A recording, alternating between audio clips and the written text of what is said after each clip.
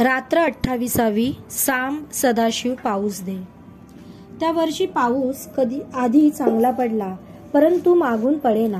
लावणी झाली होती, परंतु पुढे शेतातील चिखल वाळून गेला। खाचरातील पाणी नाहीसे झाले। माळावरील गवत सुकून जाऊ लागले। लोकांना काळजी वाटू लागली।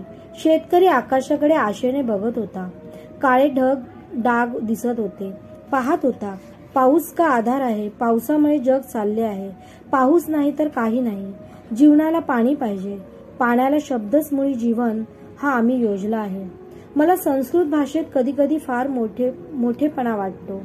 पृथ्वीला, पाण्याला वगैरे जे शब्द आहेत त्यात केवढे काव्य आहे। पृथ्वीला क्षमा हा शब्द ज्याने योजला तो केवढा थोर कवी असेल। तसेच पाण्याला जीवन हा शब्द ज्याने लावला त्याचेही हृदय किती मोठे असेल। पाण्याला किती गोड गोड नावे आम्ही दिली आहेत। पाण्याला अमृत, पय, जीवन अशी सुंदर नावे ज्यांनी दिली त्या पूर्वजांचे मला कौतुक वाटते। पाण्याला अमृत नाही म्हणायचे तर कशाला।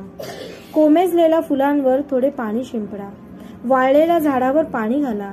सुकलेल्या गवतावर 4 दवांचे थेंब पडू देत, म्हणजे पहा कशी जीवनाला टवटवी तेथे येते। मरणालाही जीवन देणारे म्हणजे पाणीच होय। थोडे पाणी प्या, लगेच थकवा दूर होतो, हुशारी येते। पाण्याला वैदिक ऋषींनी माता म्हटले आहे। आई मुलाला दूध देते, परंतु दुधाहूनही पाणी थोर आहे। पाणी नेहमी पाहिजे। पाण्याचा रस जन्मापासून मरेपर्यंत पाहिजे। प्रेम करणाऱ्या आयांप्रमाणे हे पाणी आहे असे ऋषी म्हणतात। पाण्यात जीवनशक्ती आहे, तशी कशात आहे? पाण्याचा महिमा कोण वर्णन करेल? पुन्हा निरुपद्रवी, ज्याला रंग नाही, गंध नाही, आकार नाही। जो रंग द्याल, जो गंध द्याल, जो आकार द्याल, तसे ते पाणी आहे। पाणी म्हणजे भगवंतांचे रूप आहे। त्या वर्षी पाणी पडेना, पीक वाढेना, अवर्षणाची चिन्हे दिसू लागली। अवर्षण जावे व वर्षात व्हावा म्हणून आमच्या गावात शंकराच्या कोंड्याची जुनी पद्धत आहे। गावात शंकराचे देऊळ आहे। पाण्यात शंकराच्या पिंडीस बुडवायचे। सारा गाभारा पाण्याने भरून टाकायचा। भटजी रुद्र म्हणत असतात व काही लोक पाण्याचे हांडे भरभरून पाणी आणतात व ओतत असतात। 7 दिवस अहोरात्र अभिषेक करायचा। 7 दिवसच नाही तर पाऊस पडेपर्यंत। गावात पाया ठरतात। रुद्र कोणाकोणास म्हणता येतो त्याची यादी होत असे व त्यांना वेळ वाटून ते देत। तसेच पाणी आणण्याच्याही पाळ्या लावीत। शंकराच्या देवळात गर्दी होती। रुद्राचा गंभीर आवाज येत होता। रुद्रसूत्र फार गंभीर, तेजस्वी व उदात्त आहे। कवीच्या त्या ऋषीच्या डोळ्यांसमोर सर्व ब्रह्मांड आहे असे वाटते। भरभर सारी सृष्टी त्यांच्या डोळ्यासमोर जात आहे असे वाटते। सृष्टीतील माणसाच्या साऱ्या गरजा त्याच्या डोळ्यासमोर आलेल्या आहेत। तो विश्वाशी जणू एकरूप झालेला आहे असं वाटते। माझ्या वडिलांना रुद्र येत असे। त्यांची रात्री 12 नंतर पाळी येत असे। आई मला म्हणाली, जाणार रे देवळात तू, पाणी आणायला नाही का लागत, जा। मला नाही उचलणार ते हंडे। केवढाले हंडे व घागरी, मी म्हटले। अरे आपली लहान कळशी घेऊन जा, नाही तर तांब्या नेलास तरी चालेल। विहिरीतून 1-1 तांब्या बुडवून आणावा व देवावर ओतावा। गणपतीच्या विहिरीत उतरायचेही सोपे आहे। सरळ पायठण्या आहेत, जा। तो तांब्या घेऊन जा, आई म्हणाली। एवढासा तांब्या ग काय घेऊन जायचे?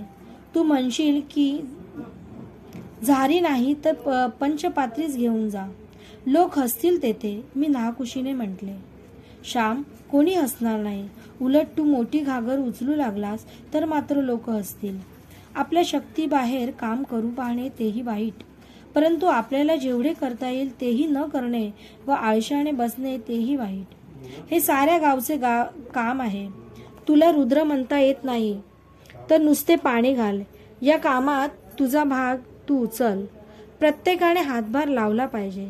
काम चुकारपणा वाईट। गोवर्धन पर्वत कृष्णाने उचलला तर सगळ्या गोपाळांनी आपापल्या काठ्या लावल्या होत्या। या साऱ्यांची शक्ती सारखी का होती? तू उगीचच वाचतोस मात्र। असते नसते वाचून काय करायचे? सारी अक्कल शेणात जायची। त्या रामाच्या सेतूच्या वेळेची ही गोष्ट नाही का? मारुती, सुग्रीव, अंगद सारे मोठे मोठे वानर पर्वत आणीत होते, परंतु ती लहानशी खार तिला वाटले आपणही रामाच्या सुतेस मदत करावी. हा सेतू बांधणे पवित्र आहे. रावणाला दूर करणे हे सगळ्या जगाच्या हितासाठी होते. त्यामुळे साऱ्या जगाने त्या कामात भाग घेणे योग्य होते. ती लहानशी खारकुंडी वाळूत लोळे व वाळूचे कण जे तिच्या अंगाला चिकटत, तिच्या केसात अडकत, ते सेतूजवळ आणून ती टाकी. तेथे जाऊन ती अंग झाडी व ते कण पडत. तिला शक्ती होती त्याप्रमाणे ती काम करीत होती. तुला हंडा उचलता नसेल तर कळशी घे. कळशीने दमलास तर तांब्या आण. त्यानेही दमलास तर फुलपात्र ने. जा श्याम. किती रे सांगायचे. आई मला समजावून सांगत होती. शेवटी मी उठलो. लहानशी कळशी घेऊन देवळात गेलो. कितीतरी मुले पाणी नेत होती. शंकराला कोंडीत होती. पाण्यात बुडवीत होती. देवळात मंत्र चालले होते. पाणी ओतले जात होते. गंभीर देखावा होता. माझ्याहून लहान मुले तांब्या भरून पाणी नेत होती. मी त्यांच्यात मिळालो. मला प्रथम लाज वाटत होती. मग भटजी मला म्हणाला, श्याम, आज आलास वाटते. तू शिकतोस, इंग्रजी शिकतोस म्हणून लाज वाटत होती वाटते. मी काही बोललो नाही. लहान मुले पाणी आणतात, मंत्र म्हणत होती. वेदातील मंत्र नव्हते, संस्कृत नव्हते हो. त्यांचे मंत्र मराठीत होते. साम सदाशिव पाऊस दे, शेते भाते पिकू दे, पैशाने पायली विकू दे, हे त्यांचे मंत्र होते. पाऊस पडो, शेत भाते पिकोत, स्वस्ताई हो, असे देवाजवळ ती मुले मागत होती. मला प्रथम लाज वाटत होती. संस्कृत रुद्र येत नव्हता व हे बालमंत्रही म्हणाव्यास लाज वाटत होती. परंतु त्या मुलांच्या उत्साहाने माझी लाज पळून गेली. मीही मोठमोठ्याने साम सदाशिव पाऊस दे म्हणू लागलो. मीही त्या मुलात मिसळून गेलो. त्यांच्याबरोबर नाचू लागलो. सामुदायिक कामात आपणासही जे करता येईल ते आपण निरसन केले पाहिजे.